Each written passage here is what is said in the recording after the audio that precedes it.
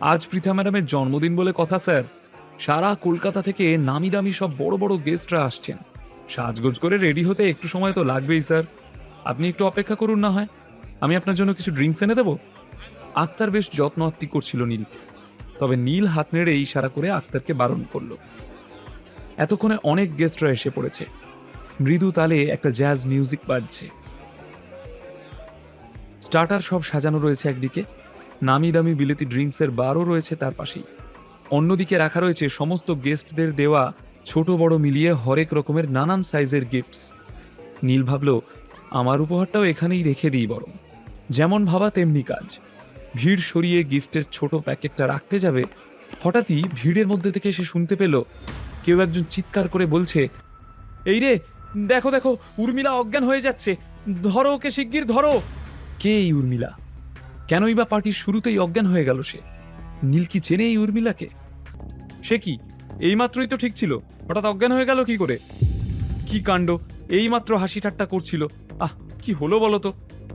পৃথা ম্যাডামকে কেউ খবর দাও। পৃথার জন্মদিনে আসা নিমন্ত্রিত গেস্টরা হইচই বাঁধিয়ে দিল। উর্মিলা এখনো মাটিতে পড়ে রইল।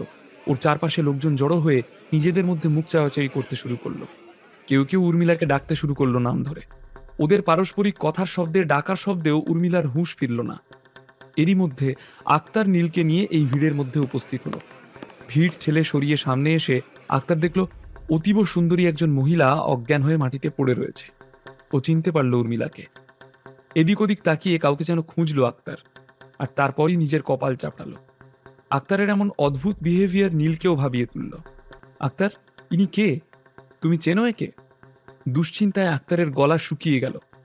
সে বলল, গডফাদার, এনার নাম উর্মিলা চ্যাটার্জি। উনি দক্ষিণ কলকাতার সব থেকে বড় রিয়েল এস্টেট কোম্পানি চ্যাটার্জি ব্রাদার্সের সিইও। আক্তার এই মহিলার ইন্ট্রোডাকশন দিতে দিতে বলল, এর দাদার নাম কল্লোল চ্যাটার্জি, চেনেন আপনি? এলাকার একজন নামকরা পলিটিশিয়ান। আরে, কেউ তো ডাক্তার ডাকো, উর্মিলার হুঁশ ফিরছে না। এখানে আপনাদের মধ্যে কি কোনো ডাক্তার নেই? ভিড়ের ভিতর থেকে দু একজন চেঁচিয়ে উঠল। ঠিক সেই সময়, কেউ আমাকে ভেতরে যেতে দাও প্লিজ, সাইড, একটু জায়গা দাও প্লিজ, আমাকে ঢুকতে দাও, আমি আছি, আমি একজন ডাক্তার, একটু জায়গা করে দাও।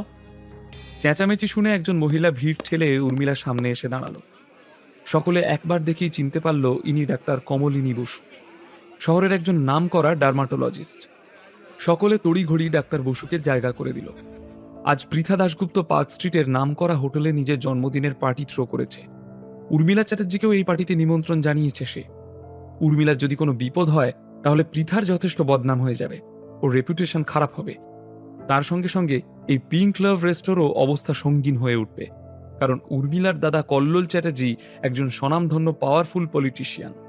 তার প্রভাব এই এলাকায় যথেষ্ট রয়েছে। উর্মিলার কিছু হয়ে গেলে কল্লোলকে কৈফিয়ত দিতে হবে। কল্লোলের কাছে নিজে ছোট হয়ে যাবে পৃথা। আরে, ইনি তো ডাক্তার কমলিনী বসু, কিন্তু ইনি তো স্কিন স্পেশালিস্ট। উনি কি করে উর্মিলা দেবীকে সুস্থ করে তুলবেন? ডক্টর কমলিনী বসু একজন নামকরা ডার্মাটোলজিস্ট, ডাক্তার তো বটেই। এইসব ছোটখাটো ব্যাপার উনি নিশ্চয়ই সামলে নিতে পারবেন। আচ্ছা, ডক্টর বসু তো কখনোই কোনো পার্টিতে যান না, আজ পৃথা ম্যাডামের পার্টিতে এসেছেন। পৃথা ম্যাডামের সাথে ওনার বন্ধুত্ব আছে বুঝি? বন্ধুত্ব না, বলো ক্ষমতা, ক্ষমতার লোভ। এইসব নানান আলোচনায় ব্যাংকোয়েট হল গুঞ্জনে ভরে গেল। কমলিনী এসব কথা শুনেও শুনল না। মন দিয়ে উর্মিলার নাড়ি টিপে ঘড়িতে সেকেন্ড মাপতে লাগলো। কিন্তু নাড়ি দেখেই কমলিনী ক্রমশ অস্থির হয়ে উঠল। তখন জমাট বাঁধা ভিড়ে আবারও শুরু হলো হইচই। বডিগার্ডদের নিয়ে পৃথা দাশগুপ্ত এই সময় এন্ট্রি নিল। পৃথা চিন্তিত হয়ে কমলিনীকে জিজ্ঞেস করল, ডাক্তার বসু, উর্মিলার অবস্থা আপনি এখন কি বুঝছেন? কমলিনী পৃথাকে নিয়ে ভিড়ের আড়ালে গিয়ে বলল, ম্যাডাম, আমার মনে হচ্ছে উর্মিলা প্রেগন্যান্ট, অবস্থা একটু সিরিয়াস। ভিড়ের থেকে সরে গিয়ে ওরা কথা বললেও দেওয়ালেরও যে কান থাকে, কমলিনী এই ইমার্জেন্সিতে খেয়াল করেনি। দ্রুত দাবানলের মতো এই ছোট্ট অথচ উত্তেজক সংবাদটা ছড়িয়ে পড়ল ভিড়ের মধ্যে। হলের কোনায় কোনায় গুঞ্জন কোলাহলে পরিণত হলো। সকলেই নিজেদের মধ্যে নানান কথা আলোচনা শুরু করলো। কারণ উর্মিলা একেই অবিবাহিত, তারপর একজন ডাক্তার মতামত দিয়েছে যে সে গর্ভবতী। এমন খবরে যে সবার মন কৌতূহলী হয়ে উঠবে তা বলাই বাহুল্য। খবর আর খবর রইল না, রঙের উপর রং ছড়িয়ে গিয়ে তৎক্ষণাৎ ব্রেকিং নিউজ হয়ে গেল। নীল এই সময় আক্তার ভাইয়ের ঠিক পিছনে উর্মিলার কাছাকাছি দাঁড়িয়েছিল।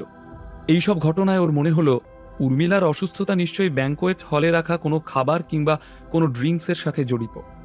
যদিও ও ডাক্তারি নিয়ে কোনো পড়াশোনা করেনি, তবু ওর সাধারণ বুদ্ধিতে কেন জানি না মনে হলো উর্মিলা একেবারেই প্রেগন্যান্ট নয়।